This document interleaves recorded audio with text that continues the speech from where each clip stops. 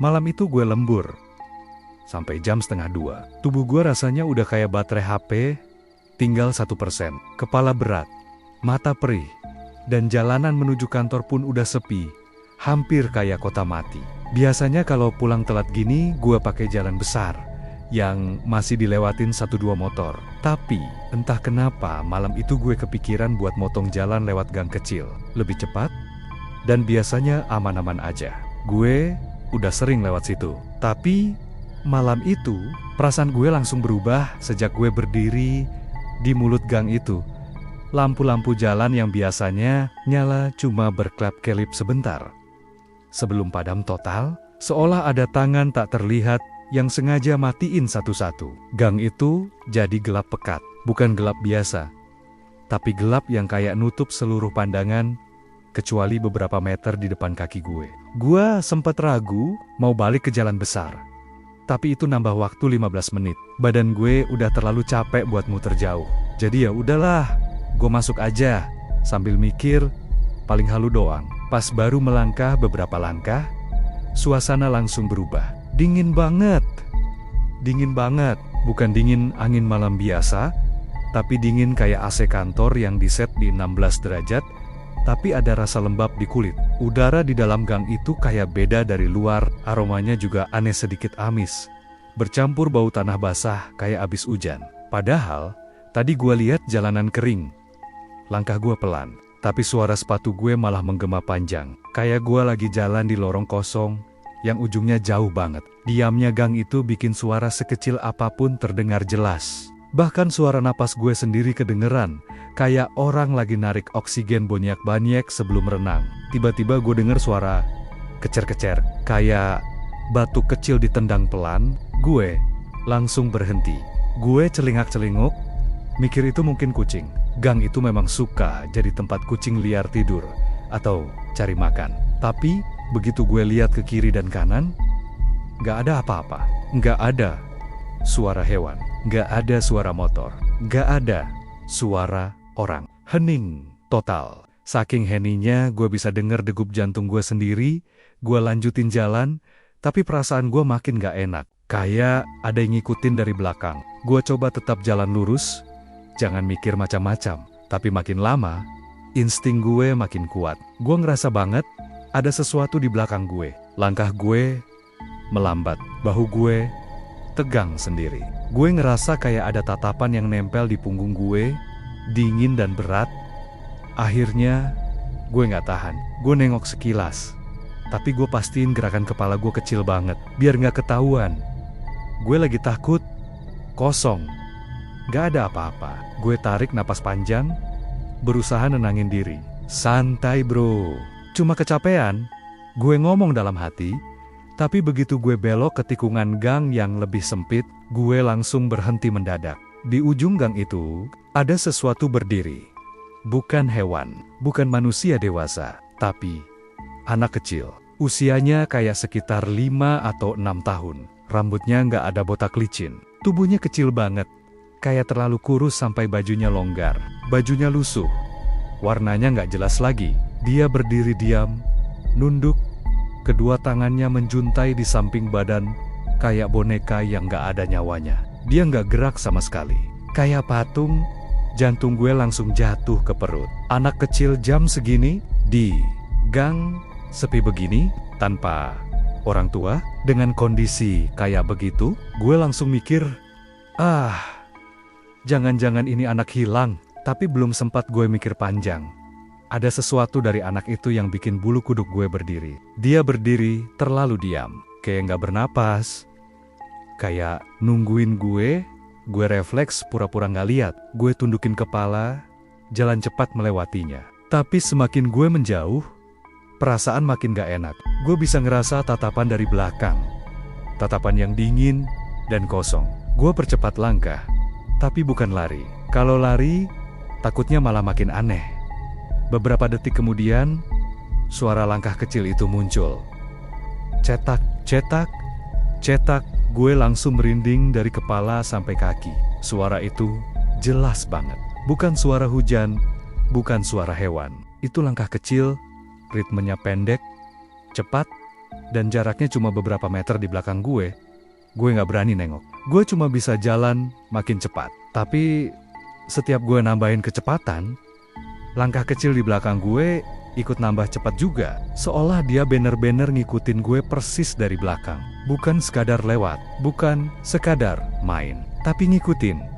Di tengah ketakutan itu, tiba-tiba suara langkah itu berhenti total. Gue berhenti juga. Gue pikir mungkin gue salah denger. Gue coba dengerin lagi. Hening. Tapi baru 1 detik gue mau ngambil napas lega, suara itu muncul lagi. Lebih dekat, cetak, cetak, cetak, cetak. Kayak dia lagi lari-lari kecil nyusul gue. Gue udah hampir panik, pikir gue kacau. Apa gue harus lari? Apa gue harus teriak? Tapi gang itu sempit dan panjang. Kalau gue lari dan dia ngejar, gue gak bakal bisa kabur. Dan anehnya, gue ngerasa kalau gue lari, itu malah bikin sesuatu yang buruk jadi lebih cepat terjadi. Gue mutusin buat tetap jalan cepat sambil berusaha tenang. Tapi itu mustahil. Punggung gue kayak ditusuk jarum dingin. Suara napas gue gak karuan. Dan suara langkah itu makin deket. Makin deket. Sampai gue yakin, kalau gue berhenti tiba-tiba, sesuatu bakal nabrak punggung gue. Akhirnya, setelah kayak berjalan di lorong mimpi yang gak ada ujungnya, gue lihat cahaya dari ujung gang menuju jalan besar. Lampu-lampu sana masih nyala. Warna kuningnya kelihatan kayak pertolongan dari langit. Gue langsung mempercepat langkah, hampir setengah lari. Tapi tetap gak berani nengok.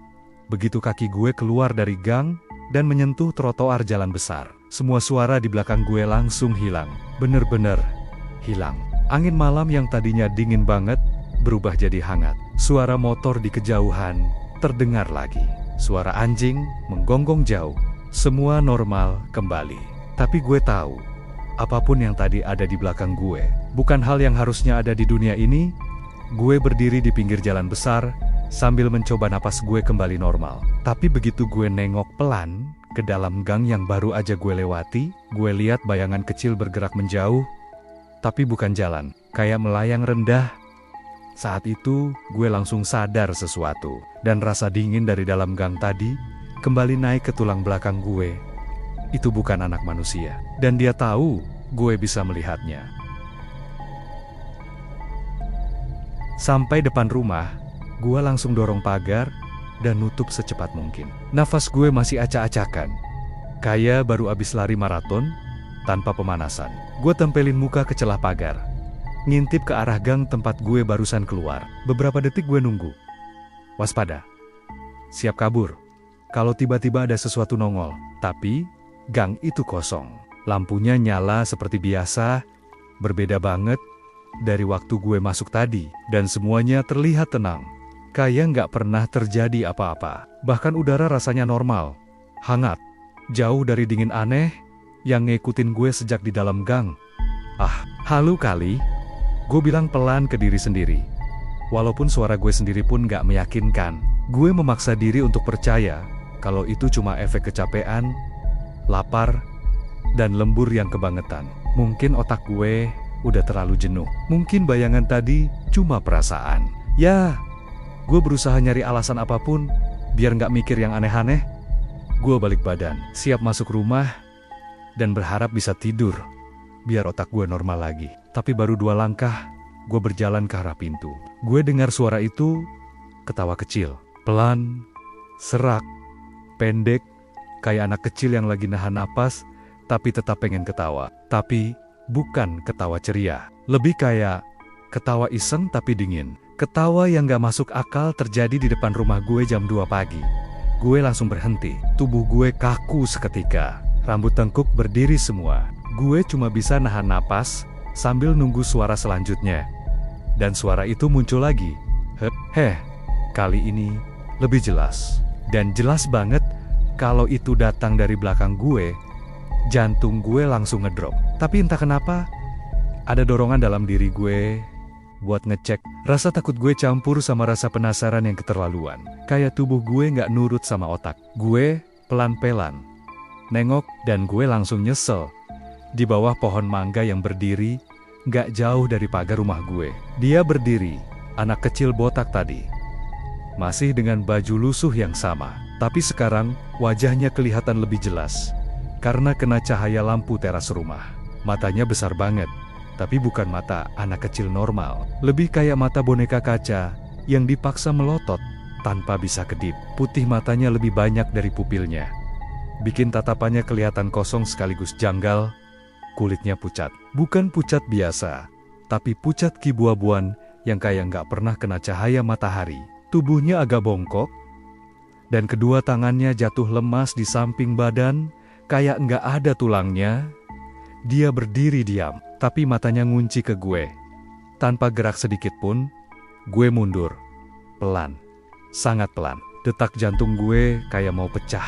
Gue nggak berani berkedip. Setiap langkah kaki gue ke belakang berasa berat. Seolah kaki gue sendiri nggak mau menjauh dari dia. Tapi otak gue maksa buat kabur. Dan yang bikin semuanya makin kacau. Setiap gue mundur, dia ngikutin. Tapi bukan jalan, nggak ada gerakan kaki. Tubuh kecilnya itu bergerak maju pelan. Meluncur di tanah, mulus, tanpa suara. Seperti bayangan yang ditarik angin. Gue hampir jatuh waktu tumit gue nyangkut di anak tangga teras. Gue buru-buru nyari handle pintu. Tangan gue gemeteran parah. Sampai-sampai susah ngarahin kunci rumah ke lubangnya. Setelah berusaha beberapa detik yang terasa seperti berjam-jam, gue berhasil buka pintu dan langsung masuk sambil dorong pintu sekencang mungkin. Gue nutup pintu itu dengan seluruh tenaga. Suara bantingnya keras, sampai kaca jendela ikut bergetar. Gue berdiri beberapa detik sambil mepet ke pintu, berharap itu cukup bikin rasa takut gue hilang. Tapi ternyata enggak, karena suara ketawa itu masih ada. Cuma sedikit redam oleh pintu, tapi gue masih bisa dengar dengan jelas. He. Nafas gue berat. Gue pegang handle pintu yang dingin banget. Dingin kayak besi yang baru keluar dari freezer. Gue nempel di pintu, berusaha dengar apakah dia mengetuk atau ngedor. Tapi nggak ada suara apapun selain ketawa kecil itu. Dan entah kenapa, suara ketawanya semakin pelan dan semakin dekat. Kayak dia berdiri tepat di balik pintu. Gue mundur beberapa langkah, takut kalau tiba-tiba pintu itu kebuka sendiri.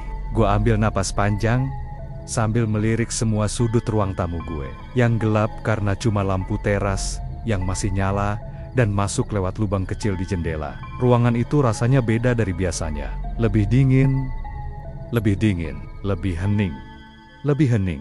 Dan jujur, lebih mencekam. Gue berjalan menuju saklar lampu. Tapi tangan gue gemeteran parah. Gue butuh cahaya. Ruangan terlalu gelap. Dan gue takut kalau ada sesuatu yang sembunyi di sudut-sudutnya. Gue akhirnya berhasil nyalain lampu ruang tamu. Dan ruangan itu langsung terang benderang. Tapi itu nggak bikin gue lega. Karena walaupun terang, rasa dia masih ada. Rasa kehadirannya masih nempel kayak bau asap yang gak mau hilang dari baju. Gue duduk di sofa. Tangan gue masih dingin. Jantung gue belum juga tenang. Gue coba meyakinkan diri kalau gue aman. Kalau pintu udah terkunci. Kalau semua cuma mimpi buruk. Tapi nyatanya, suara ketawa itu masih terdengar samar dari luar. Kadang hilang, kadang muncul lagi. Seperti dia masih berada di halaman depan rumah gue. Nungguin sesuatu. Gue berusaha tidur malam itu. Tapi percuma. Setiap kali gue merem, pikiran gue cuma Andrew play. Momen saat dia ngikutin gue dengan cara meluncur itu. Setiap kali mata gue hampir merem sempurna, gue seperti ngerasa ada sesuatu yang bergerak di balik pintu kamar gue. Padahal gue yakin pintu itu udah gue kunci, udara kamar gue juga berubah dingin. Padahal AC mati. Dan dari balik jendela, gue yakin banget gue dengar suara langkah kecil. Langkah yang cepat, pendek, dan gak natural. Cetak. Seperti langkah anak kecil tanpa alas kaki, tepat di depan kamar. Gua tarik selimut sampai ke leher. Jantung gue makin gak karuan. Dan di tengah hening itu, suara ketawa tadi muncul lagi. Pelan, lembut. Tapi jelas banget Gua nutup telinga gue pakai bantal. Tapi itu justru bikin suara itu makin dekat. Kayak dia sengaja bikin gue dengar. Malam itu, gue bener-bener gak bisa tidur.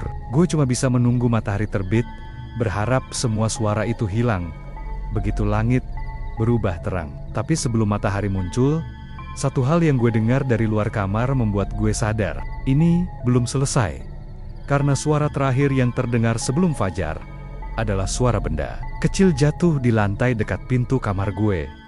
Dan suara itu bukan suara ketawa, tapi suara napas kecil, tepat di bawah celah pintu.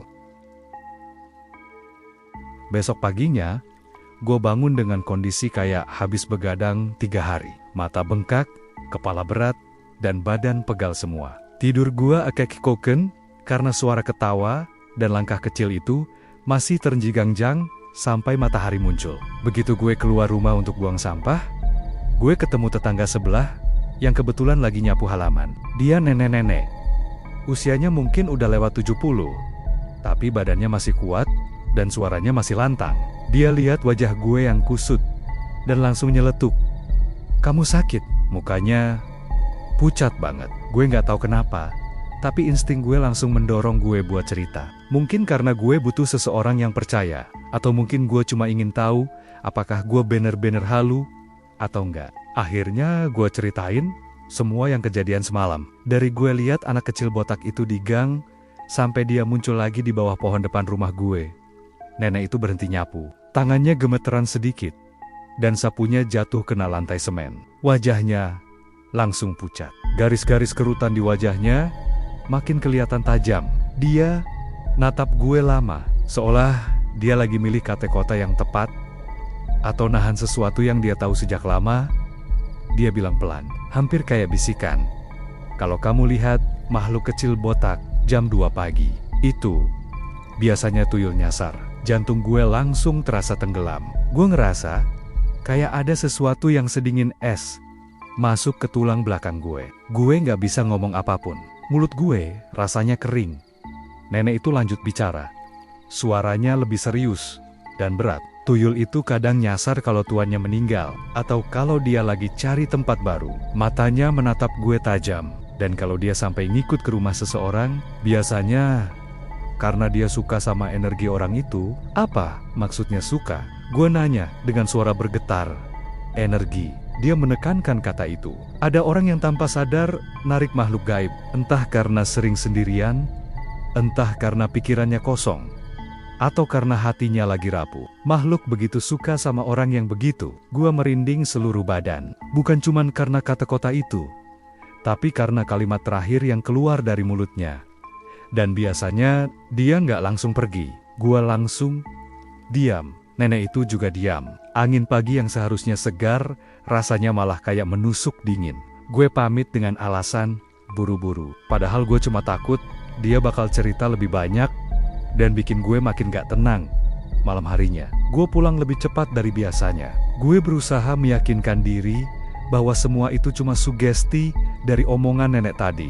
Gue mandi, makan, dan berharap malam itu bisa tidur cepat. Tapi ternyata malam itu justru jadi awal dari teror yang lebih jelas. Semua mulai dari hal kecil. Pertama, gue nemu uang receh berserakan di lantai ruang tamu. Uang itu berasal dari celengan yang gue taruh di rak buku. Tapi anehnya, celengan itu nggak pecah. Dan posisi tutupnya masih rapat. Gue bingung. Gue taruh kembali uang receh itu ke celengan. 5 menit kemudian, gue balik lagi. Dan uang receh itu berserakan lagi. Kali ini lebih banyak. Gue mulai gelisah. Tapi gue coba mikir logis. Kucing? Nggak mungkin. Gue nggak pelihara kucing. Celengan jatuh sendiri. Tapi posisi celengan nggak geser sedikit pun. Gue mulai ngerasa bulu kuduk berdiri. Lalu, lemari di kamar gue kebuka sendiri. Nggak cuma 1 kali. Setiap gue tutup, 10 menit kemudian bakal kebuka lagi. Nggak kebuka lebar, cuma sedikit. Kayak ada yang mengintip dari dalam. Suara engselnya bikin ruangan yang sepi jadi terasa makin tua dan mencekam. Tapi dari semua kejadian aneh itu, yang paling gue takutin adalah suara langkah kecil itu. Setiap jam 2 pagi, tepat tanpa pernah telat, suara itu muncul di depan kamar gue. Cetak, cetak, cetak, langkah kecil, cepat, pelan, berulang. Kayak langkah kaki anak kecil tanpa alas kaki. Gue tutup kepala gue pakai bantal, tapi suara itu tetap tembus. Gue coba nutup telinga, tapi suara itu justru kayak makin dekat, makin jelas. Kadang gue dengar suara itu berhenti tepat di depan pintu kamar gue. Kadang suara itu mondar-mandir. Kayak dia bingung, apakah dia boleh masuk atau enggak. Dan beberapa kali, gue dengar suara napas kecil di balik pintu. Kayak seseorang lagi nempelkan mulutnya ke celah bawah pintu dan ngasih napas melalui sana. Malam-malam berikutnya, gue makin gak bisa tidur. Badan gue capek, tapi mata gue gak bisa merem. Setiap gue coba tidur, bayangan anak kecil botak itu muncul di kepala gue. Senyumnya yang aneh, matanya yang terlalu besar, cara dia meluncur di tanah. Semua itu bikin gue takut buat merem, walau 1 detik. Puncak dari semua kejadian itu terjadi seminggu kemudian. Malam itu, gue ngerasa ada yang beda. Suara langkah kecil itu gak cuma berhenti di depan pintu kamar gue. Kali ini, suaranya gak ada. Dan itu jauh lebih menakutkan. Karena rumah gue terasa terlalu hening. Terlalu tenang, kayak sesuatu lagi nunggu momen yang tepat.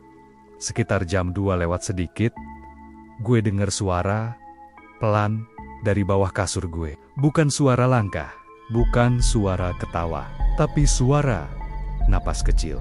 Pelan, tapi cepat. Kayak anak kecil yang lagi excited menemukan mainan baru. Gue nahan napas. Jantung gue serasa dihimpit sesuatu. Suara napas itu makin jelas, makin dekat, dan makin terdengar seperti milik makhluk yang kecil, tapi penuh rasa penasaran. Gue tarik selimut gue pelan-pelan. Tangan gue gemeteran. Akhirnya gue beranikan diri buat nunduk dan ngintip ke bawah kasur. Dan saat itu terjadi. Gue pengen teriak, tapi suara gue nggak keluar.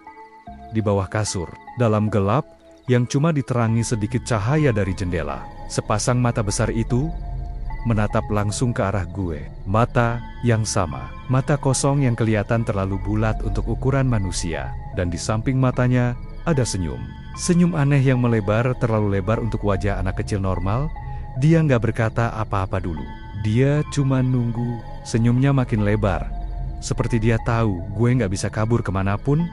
Lalu dengan suara pelan tapi jelas, suara yang lebih dingin dari udara di kamar gue, dia bilang, "Aku ikut kamu pulang, karena kamu sendirian." Gue langsung mundur sampai nabrak dinding. Selimut gue jatuh. Gue nggak bisa berkedip. Gue cuma bisa lihat mata itu yang terus ngikutin gerak gue. Napas kecil itu masih kedengeran. Dan gue tahu kalau gue tetap di rumah itu seminggu lagi, mungkin dia bakal naik ke atas kasur dan duduk di samping gue. Besok paginya, gue gak mikir panjang. Gue ambil koper, masukin baju seadanya, dan gue langsung pindah ke rumah saudara gue tanpa bilang alasan. Gue cuma bilang, rumah gue butuh renovasi. Sore itu juga, gue langsung cabut dari rumah itu, dan gue sumpah gue gak mau balik lagi ke sana. Tapi ada satu hal yang gak bisa gue buang. Kadang jam 2 pagi, entah gue lagi di mana, entah gue lagi tidur, atau lagi begadang, gue masih dengar suara langkah kecil itu, cetak, cetak, cetak, dan setiap kali suara itu muncul, gue tahu dia masih nyari, masih ngikutin, masih nunggu. Karena buat dia, gue belum sepenuhnya bebas. Dan dia masih mencari tuannya.